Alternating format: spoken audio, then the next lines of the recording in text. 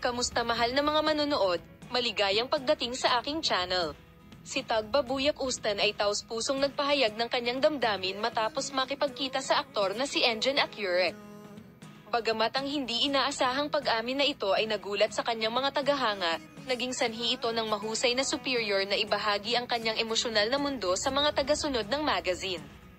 Ibinahagi kamakailan ni Tuba Buyak Ustan ang kanyang pagpupulong kay Enjen Akyurek, kung saan nakatrabaho niya ang isang malaking proyekto sa mga miyembro ng press, at ipinahayag ng aktor ang alaalang ito sa mga sumusunod na salita.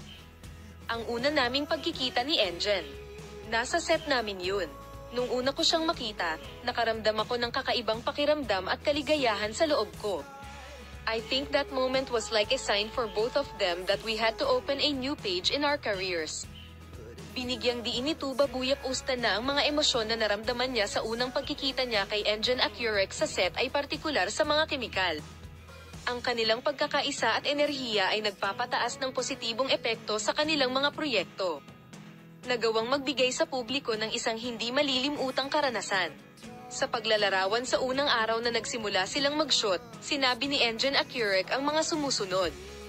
Ang mga unang araw ay palaging medyo tense, ngunit ang kabaitan at profesionalismo ni Enjen ay napuno ang kapaligiran sa set ng positibong enerhiya.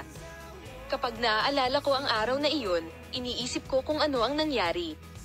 Ang desisyon na simulan ang aming pakikipagtulungan ay tama. Pinuri rin ni Tuba Buyak Ustan ang acting career ni Enjen Akyurek. Palem, makita ka sa mga bagong video at bagong mga post mula sa hindi mapaghihiwalay na duo.